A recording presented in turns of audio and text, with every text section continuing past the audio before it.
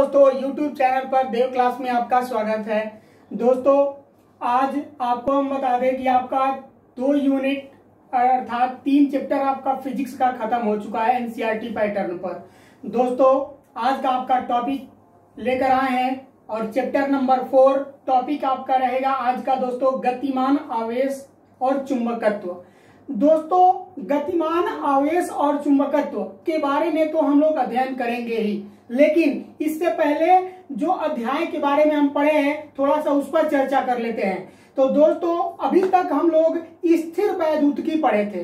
क्या पढ़े थे दोस्तों? स्थिर वैद्युतिकी पढ़े थे। अर्थात कहने का मेरा तात्पर्य यह है कि स्थिर वैद्युतिकी में आवेश गमन नहीं कर रहा था, आवेश गमन नहीं कर रहा था, अर्थात उसमें हम आवेश को स्थिर रूप में पढ़ते थे।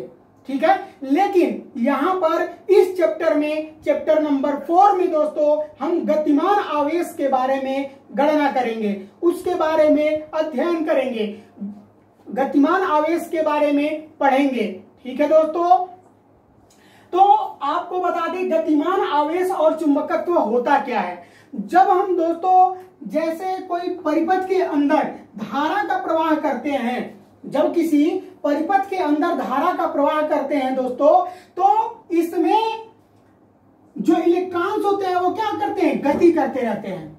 और जब ये इलेक्ट्रॉन्स गति करते हैं तो इसके चारों तरफ, इस परिपथ के चारों तरफ कुछ ना कुछ वो अपना क्षेत्र बनाते हैं। जैसे एक चुंबक होता है और इस चुंबक को हम दोस्तों रख देते हैं किसी स्थान पर, तो वह कुछ अपने चारों तरफ स्थित वस्तुओं को आकर्षित करने का कोशिश करता है। अर्थात जब रखा जाता है किसी वस्तु के ऊपर, तो या कहीं भी हम रखते हैं, किसी स्थान पर रख देते हैं चुंबक को, तो ये क्या करता है दोस्तों? अपना एक क्षेत्र बनाता है जिसको हम चुंबकीय क्षेत्र के नाम से जानते हैं दोस्तों। और यहाँ पर वैद्युत रूप में जब पढ़ते हैं तो इसे विद्युत क्षेत्र के नाम से जानते हैं। क्या जानते हैं दोस्तों? तो इसे विद्युत क्षेत्र और ये चुंबकीय क्षेत्र होता है। ठीक है, अब आपको बता दें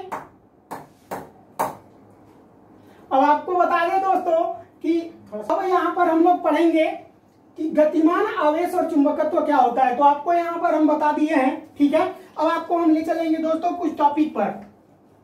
टॉपिक आपका है दोस्तों यहाँ पर देखिए विद्युत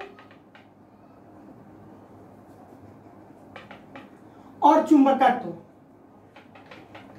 दोस्तों इसमें बहुत गहरा संबंध है, इसमें दोनों में बहुत गहरा संबंध है। जैसे बाप और बेटे का होता है, ठीक है, वैसे ही इन दोनों में भी संबंध बहुत गहरा है। लगभग 2000 ईसा पूर्व इसके बारे में कुछ हमारे वैज्ञानिक लोग बताए थे कि इनमें विद्युत में और चुंबकत्व में एक गहरा अटूट संबंध होता है। क्या होता है दोस्तों?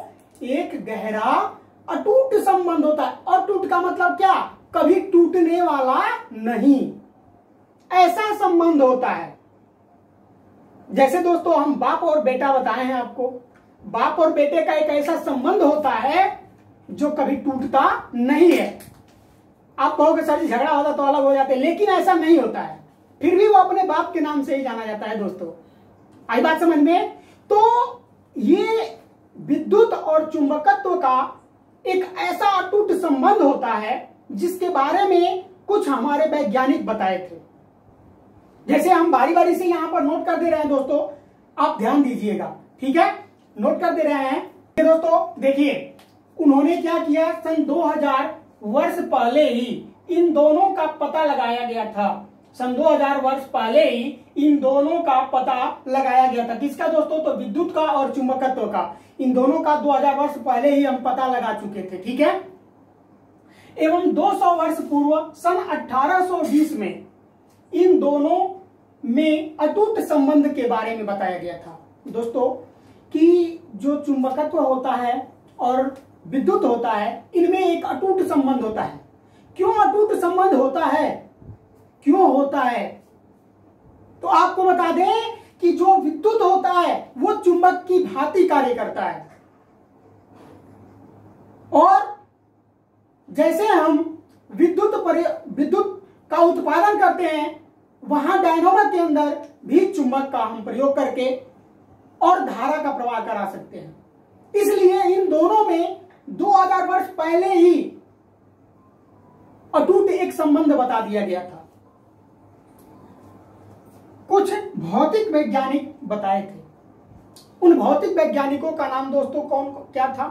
तो भौतिक वैज्ञानिक ग्रीष्म ऋतु में इच्च भौतिक वैज्ञानिक हेंस क्रिश्चियन ऑरेस्टेड ने बताया था। तीनों वैज्ञानिक थे दोस्तों, इच्च और हेंस क्रिश्चियन और ऑरेस्टेड। ये तीनों वैज्ञानिकों ने पहले ही बता दिया था कि 2000 ईसा पूर्व इन दोनों 2000 वर्ष पहले इन दोनों में एक अटूट संबंध था। तो जहां तक हमें उम्मीद है दोस्तों इतना आपको समझ में आ गया होगा। ठीक है, अब हम चलेंगे, तो इसका स्क्रीनशॉट आप कर लीजिए। ठीक है, ताकि आगे हम चले टॉपिक को लेकर के। कर लीजिए इसका स्क्रीनशॉट। टॉपिक रहेगा, अगला टॉपिक आपका विद्युत धारा का चुंबकीय प्रभाव और चुंबकीय क्षेत्र क्या होता है। दोस्तों यहां पर आपको थोड़ा सा हम बताएंगे कि कुछ लोग थे, जब एशिया माइनर एक स्थान था, एशिया माइनर, एशिया माइनर में दोस्तों कुछ लोग जब गए तो वो अपने डंडे के अंदर जो लठ लेकर के चलते हैं बुजुर्ग लोग, ठीक है ना, जैसे हमारे गांव में लगा दिया जाता है लठ के नीचे एक, हम लोग क्या करते हैं लोहे का एक चद्दर लगा देते हैं, या ऐसे लठ मान लीजिए है दोस्तों, तो इसमें हम लोग नीचे की तरफ लोहे का ऐसे एक चद्दर टाइप का हम लगा देते हैं, घुंडी कह दीजिए जिसको, ताकि ये नीचे से जल्दी क्या हो धसे ना, मतलब छोटा ना हो कट कर करके, ठीक है ना। इस वजह से इसको बचाने के लिए हम लोग लगा देते थे। तो दोस्तों ये लठ ले करके जब एशिया माइनर तक पहुंचे कुछ लोग, तो उस समय जब इस पत्थर के ऊपर पहाड़ी टाइप का था वहां पर, जब वहां पर गए और अपने लठ को रखे तो वो लठ उसको चिपका रहा था, पत्थर में वो लठ चिपक जा रहा था, पत्थर में वो लठ क्या हो जा रहा था, चिपक जा रहा था। अब जब चिपक जा रहा था लठ, तो फिर उन्होंने सोचा कि भैया ये ऐसा क्यों हो रहा है, उन्होंने सोचा कि ऐसा क्यों हो रहा है, आखिर इसमें क्या है जो इस लठ को चिपका दे रहा है, इस पत्थर को, पत्थर जो है ऐसा जो ये इस लठ को चिपका दे रहा है। अर्थात वो दोस्तों लठ को नहीं चिपका रहा था, वो लठ को नहीं चिपका रहा था, वो किसको चिपका रहा था, वो लोहे को चिपका रहा था जो उसमें घुंडी टाइप में लगा हुआ था। लकड़ी को तो कहां आकर्षित करता है भैया, करता है चुंबक, बिल्कुल नहीं करता है।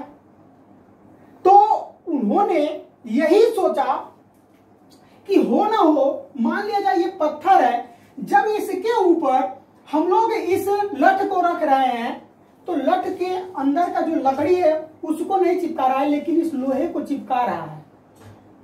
अर्थात वो दोस्तों 3 धातु वहां से आपको मिला, लोहा, कोबाल्ट और क्या मिला दोस्तों, निकेल।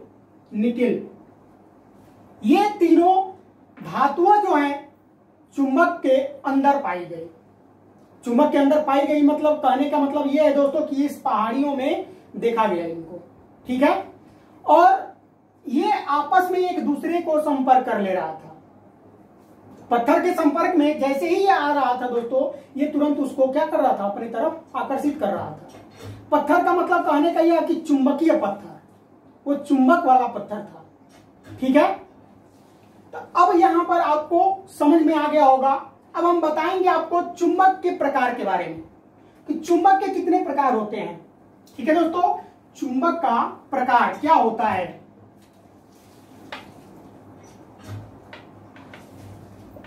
चुंबक के प्रकार दोस्तों, there are 2 types of magnet, there are 2 types of magnet. चुंबक के 2 प्रकार होते हैं, कौन कौन से।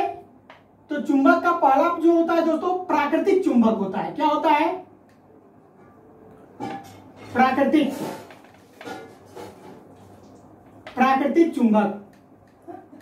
और दूसरा क्या होता है दोस्तों, आर्टिफिशियल,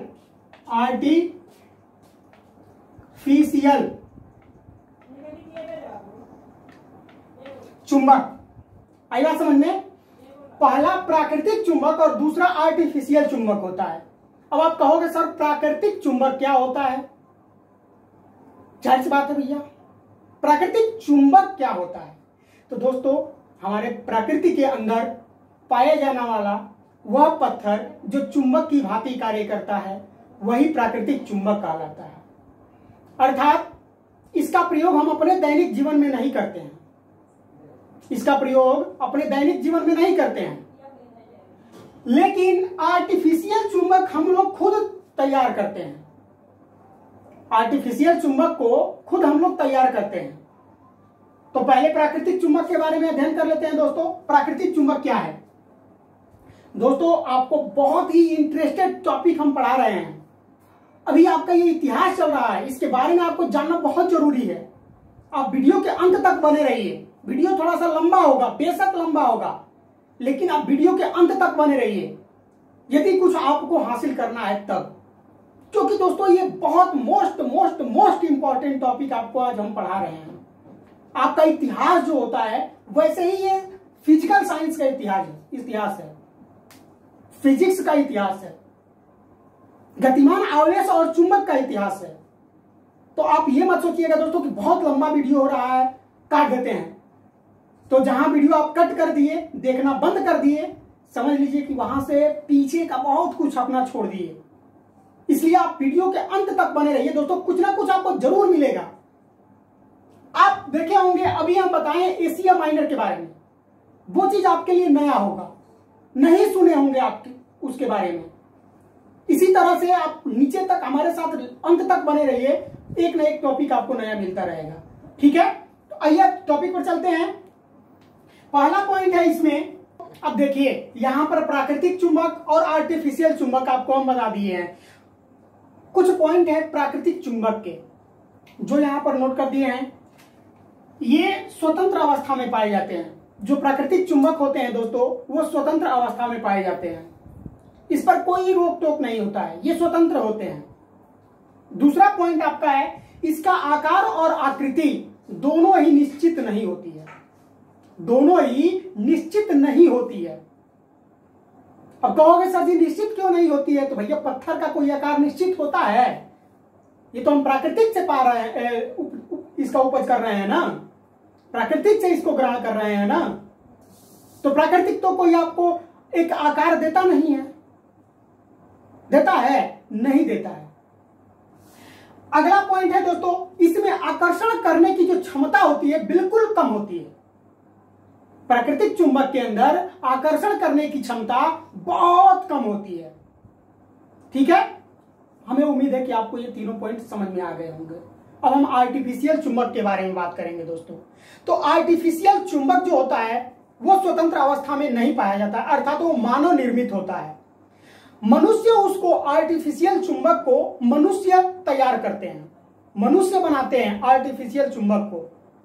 इनके अंदर जो आकर्षण करने की जो क्षमता होती है दोस्तों वो बहुत अधिक होती है। इनकी आकर्षण क्षमता जो होती है वो बहुत अधिक होती है। इनका जो आकार होता है और आकृति होती है वो दोनों ही क्या होती है दोस्तों? निश्चित होती है। दोनों ही क्या होती है? निश्चित होती है। जैसे मान लिया जाए इतना बड़ा कोई एक चुंबक है जिसको हम बनाए हैं, तो इसकी कोई आकृति, लंबाई, चौड़ाई, ऊंचाई, मोटाई, गहराई, इसकी क्या होगी? कुछ ना कुछ लिमिट इसका होगा कि नहीं होगा? निश्चित आकार इसका दिया गया है कि नहीं दिया गया है? बिल्कुल दिया गया है। ठीक है दोस्तों, तो आइए, ये तो हो गया आपका प्राकृतिक चुंबक और आर्टिफिशियल चुंबक। अब आर्टिफिशियल चुंबक के दो प्रकार होते हैं। आर्टिफिशियल चुंबक के दो प्रकार होते हैं। कौन कौन से होते हैं भैया? तो एक होता है दंड चुंबक, एक होता है दंड चुंबक और एक होता है नाल चुंबक। एक होता है दंड चुंबक और एक होता है नाल चुंबक। दोस्तों अब आपको हम बताएंगे दंड चुंबक और नाल चुंबक के बारे में। ठीक है, इसको आप स्क्रीनशॉट कर लीजिए या वीडियो रोक करके नोट कर लीजिए। ठीक है, तो कितने होते हैं? चुंबक के प्रकार के बारे में हम जानेंगे। तो कौन सा चुंबक, अभी प्राकृतिक चुंबक और कृत्रिम चुंबक के बारे में आपको हम बताए थे, तो यहाँ पर कृत्रिम चुंबक के प्रकार के बारे में हम जानेंगे। दोस्तों कृत्रिम चुंबक दो प्रकार के होता है। There are two types of artificial magnet, यानी कि कृत्रिम चुंबक दो प्रकार का होता है। कौन कौन सा? एक होता है दंड चुंबक और एक होता है नाल चुंबक। दोस्तों दंड चुंबक क्या होता है, नाल चुंबक क्या होता है, इसकी आकृति कैसी होती है? देखिए यहां पर दंड चुंबक की जो आकृति होती है दोस्तों वो कुछ इस कदर होती है। ये होता है आपका नॉर्थ पोल और ये होता है साउथ पोल। क्या होता है दोस्तों? ये नॉर्थ पोल होता है और ये होता है साउथ पोल, अर्थात कह सकते हैं उत्तरी ध्रुव और दक्षिणी ध्रुव। ठीक है। दूसरा जो होता है नाल चुंबक, जो घोड़े का नाल होता है दोस्तों, आप देखे होंगे घोड़े के पैर के नीचे एक नाल ठोका जाता है, लोहे का एक धातु का नाल ठोका जाता है ताकि जो उसका खुर होता है वो जल्दी घिसे ना। उसको बचाने के लिए लोहे का हम एक उसके खुर के अंदर क्या करते हैं, नाल ठोक देते हैं। उसमें भी दो दिशाएं होती है। नाल चुंबक आपका इस कदर होता है, इस टाइप से होता है। इसमें भी दो ध्रुव होता है। कौन कौन सा? नॉर्थ पोल और साउथ पोल, नॉर्थ पोल और साउथ पोल। ठीक है दोस्तों, जैसे हम यहां पर ध्रुव को यदि आप डिफाइन करना चाहोगे तो ध्रुव को आप कैसे डिफाइन करोगे? जिस स्थान पर चुंबक के जिस स्थान पर कोई वस्तु अधिक से अधिक मात्रा में चिपकती है या आकर्षित होती है उसी को हम क्या कहते हैं दोस्तों? चुंबक का ध्रुव कहते हैं। क्या कहते हैं? तो चुंबक का ध्रुव कहते हैं। आई बात समझ में? परफेक्ट। ठीक है। अब देखिए यहां पर नोट कर दिए हैं कि जिस स्थान पर, सॉरी दोस्तों यहां पर छूट गया है, जिस स्थान पर कोई धातु या पदार्थ अधिक मात्रा में चिपकता है या आकर्षित होता है तो उसे उस चुंबक का ध्रुव कहते हैं। क्या कहते हैं दोस्तों? तो उसे उस चुंबक का ध्रुव कहते हैं। जैसे यहां पर मान लेते हैं एक चुंबक है और इस पॉइंट पर नॉर्थ है और इस पॉइंट पर साउथ पोल है। दोस्तों यदि इसको हम यहां से काट देते हैं तो काटने के बावजूद भी यहां पर ये नॉर्थ पोल होगा और ये साउथ पोल हो जाएगा। और जहां से हम काटेंगे इसको दोनों, मान लीजिए कि ये मैग्नेट है, इसको यहां से हम काट देंगे तो जहां पर काटेंगे दोस्तों वहां पर नॉर्थ पोल ही उत्पन्न होता है। अर्थात हम कहते हैं कि छोटे छोटे कणों से मिलकर के एक अणु का निर्माण होता है। कहते हैं कि नहीं कहते हैं? तो जब बड़ा चुंबक बना होगा तो छोटे छोटे कणों से मिलकर के ही बना होगा ना, बना होगा कि नहीं बना होगा? छोटे छोटे कणों से मिलकर ही बना होगा। परफेक्ट बना होगा? बोलिए यस सर, जरूर बना होगा। जैसे हम स्ट्रेन के बारे में बात कर लेते हैं दोस्तों, अपनी बॉडी के बारे में हम बात कर लेते हैं। हम लोग भी आकर्षण हम लोगों के अंदर भी पाया जाता है। अब आप दूसरे आकर्षण के चक्कर में मत पड़ जाइएगा। ठीक है। हमारे बॉडी के अंदर 2.4 वोल्ट का करंट पाया जाता है। एनी टाइम जो 2.4 वोल्ट का जो करंट होता है दोस्तों, एनी टाइम हमारे बॉडी के अंदर आता है। इसका यदि आप प्रयोग नहीं कर पाए हैं तो आप एक चेयर ले लीजिएगा, उस पर बैठ जाइएगा और पीछे से, चेयर के पीछे से किसी अन्य व्यक्ति से कहिएगा कि इसको पूरा बढ़िया से क्या कर दो, हवा दे दो। वो आप चेयर आपकी आवेश युक्त हो जाएगी। और किसी तीसरे पर्सन से कहिएगा कि चप्पल खोल करके और आप अपना कान कहिएगा छूने के लिए, इतना तेज का झटका लगेगा, आपको लगेगा कि 11,000 वोल्टेज का करंट लग रहा है। ये कारण होता है, ये आपका आवेश होता है, ये मैग्नेट होता है। समझ में आया?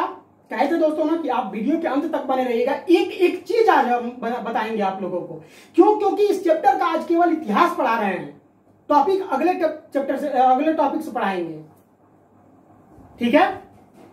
तो अब यहां पर जैसे हम छोटे से छोटे कण से मिलकर के एक बड़ा चुंबक का निर्माण होता है। तो बड़े चुंबक को यदि हम तोड़ते हैं दोस्तों तो वो हमेशा दो भागों में ही टूटता है, उत्तरी ध्रुव और दक्षिणी ध्रुव के रूप में।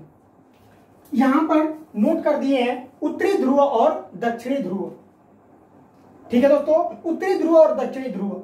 एक चीज और इंटरेस्टेड आपको बात बता दें कि आपके दिमाग में आ रहा होगा कि सर ये बताइए कि ये जो चुंबक होता है क्यों हमेशा उत्तरी ध्रुव और दक्षिणी ध्रुव में ही टूटता है? क्यों टूटता है आखिर? जब हम इसको तोड़ते हैं, किसी भी रस्सी से बांधते हैं, किसी भी साइड से इसको घुमा देते हैं, तो आरेस्टेड के प्रयोग में उस चीज को हम जानेंगे दोस्तों। अभी आगे आपको बताएंगे आरेस्टेड का प्रयोग। आइए इसको आप नोट कर लीजिए, उसके बाद आपको हम बताते हैं आरेस्टेड का प्रयोग क्या है। नोट करिए दोस्तों आरेस्टेड का प्रयोग। ठीक है, अब देखिए आरेस्टेड का प्रयोग। आरेस्टेड क्या किए थे दोस्तों? आपको पहले ही हम बता दिए थे कि आवेश और दोस्तों विद्युत और चुंबक तत्व के बारे में आरेस्टेड, हैंस क्रिश्चियन और इच भौतिक वैज्ञानिक 3 लोग इसके बारे में बताया था। उसमें से आरेस्टेड एक प्रयोग किए और अपने प्रयोग के द्वारा, प्रयोग में वो क्या क्या लिए, तो एक धारावाही परिनालिका ली और उस धारावाही परिनालिका को किसी बैटरी के माध्यम से परिपथ के द्वारा जोड़ दिए। परिपथ के द्वारा किसी बैटरी के माध्यम से उसे जोड़ दिए। 3 प्रकार से जोड़े और एक चुंबकीय सुई रखा उसके नीचे। हर परिनालिका के नीचे एक चुंबकीय सुई रखे और रखने के बाद उन्होंने प्रयोग किया। देखा कि जब धारा प्रवाहित हो रही हो उस परिनालिका के अंदर तो उसमें क्या प्रभाव पड़ता है। ठीक है दोस्तों, तो आइए अब हम चलेंगे प्रैक्टिकल पर। प्रैक्टिकल इसलिए बता दे रहे हैं, आपको पूरी तरह से लिखने की आवश्यकता नहीं पड़ेगी दोस्तों, केवल आप इसको ध्यान से देख लेंगे तो बिल्कुल समझ में आ जाएगा, परफेक्ट समझ में आएगा आपको। पहला उन्होंने प्रैक्टिकल किया तो एक धारावाही परिनालिका ली। धारावाही परिनालिका या धारावाही चालक जिसको हम कहेंगे। ठीक है, इसमें परिपथ की सहायता से एक बैटरी जोड़ दिए। तो दोस्तों यहां पर कुंजी खुला हुआ है। जब कुंजी खुला हुआ है तो इसमें धारा प्रवाहित नहीं होगी। यहां से करंट तो आपका आएगा, लेकिन यहां पर बीच में एक कुंजी केबल लगी हुई है। ठीक है ना, और जब इसमें केवल एक कुंजी लगी हुई है दोस्तों, तो यहां पर धारा का प्रवाह नहीं होगा। क्यों? क्योंकि ये कुंजी खुली हुई है। जब कुंजी खुली हुई है तो धारा का प्रवाह नहीं होगा। अर्थात उन्होंने देखा कि भाई जब हम धारा का प्रवाह नहीं कर रहे हैं इस परिनालिका के अंदर, तो जो चुंबकीय सुई हमारी है उसमें कोई विक्षेप नहीं हो रहा है। अर्थात उसकी दिशाएं जो है वो समान है, स्थिर रूप में है, नॉर्थ और साउथ। ये जो चुंबकीय सुई है वो सीधा है बिल्कुल। दूसरा प्रयोग वो क्या किए, हमें उम्मीद है दोस्तों पहला आपको समझ में आ गया होगा। दूसरा प्रयोग क्या किए कि दूसरे प्रयोग में उन्होंने इस कुंजी को बंद कर दिया। इस कुंजी को दूसरे प्रयोग में दोस्तों वो बंद कर दिए, और जब बंद कर दिए तो इसमें धारा का प्रवाह होने लगा परिनालिका के अंदर। और जब धारा का प्रवाह हुआ तो इसका कुछ क्षेत्र है और इस क्षेत्र के नीचे आपकी चुंबकीय सुई लगी हुई है, जिसके कारण जब धारा का प्रवाह हुआ तो इसमें कुछ विक्षेप उत्पन्न हुआ। अर्थात पहले ये इस दिशा में था, अब ये क्या हुआ, इस दिशा में हो गया। देख रहे हैं, डायरेक्शन चेंज हो गया। हुआ कि नहीं हुआ? अब ये बताइए भैया, आप आराम से खड़े हो, कोई आकर के एक तबड़ा खींच के दे दे आपको, एक झापड़ घर खींच के दे दे, तुरंत दिमाग गनगनाएगा कि नहीं गनगनाएगा? उसी तरह से जब इनको करंट दिया गया तो ये अचानक से अपने स्थिति में उथल पुथल कर दिए, स्थिति में परिवर्तन कर दिए। पहले इस रूप में थे, दूसरी बार इस रूप में हो गए। कब? तो जब करंट दिया गया तब। ठीक है दोस्तों, समझ में आ गया दूसरा भी पॉइंट। तीसरा पॉइंट आपको हम बताएंगे। दूसरे पॉइंट को यहां पर लिख करके भी हम समझा दे रहे हैं दोस्तों। पहला और तीसरा लिखने के लायक नहीं है, केवल आपको हम समझा दे रहे हैं, ठीक है। तीसरा पॉइंट में उन्होंने क्या किया कि इस धारावाही परिनालिका को उल्टे जोड़ दिया। क्या किया दोस्तों, उन्होंने उल्टा जोड़ दिया। जिधर के साइड में प्लस था उसको माइनस कर दिए और जिधर माइनस पॉइंट था उसको प्लस कर दिए। तो यहां पर देखिए जो प्लस हिस्सा है इधर आया और माइनस हिस्सा इधर आया, जबकि इसमें ये प्लस है और ये माइनस है आपका। तो प्लस माइनस जैसे ही वो डिफरेंट किए, भिन्न किए, वैसे ही इस चुंबकीय सुई के अंदर भी स्थिति का परिवर्तन हो गया। तो देखिए पहले ये ऐसे था, अब ये क्या हुआ, अपने मार्ग को विक्षेपित कर दिया और ऊपर नॉर्थ हो गया और नीचे साउथ हो गया। आई बात समझ में? तो ये अरेस्टेड का प्रयोग था दोस्तों, ठीक है। अरेस्टेड ने दूसरे पॉइंट के बारे में कुछ हम लिख करके बता दे रहे हैं, आपको बोले हैं कि लिख करके दिखा देंगे दोस्तों। तो जब किसी, नोट कर लीजिएगा आप कि जब किसी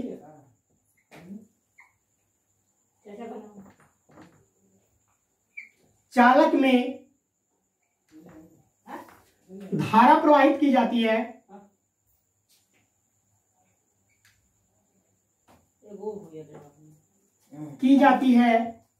धारा प्रवाहित की जाती है, तो उसके चारों ओर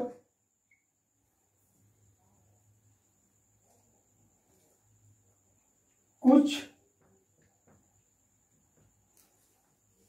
चुंबकीय क्षेत्र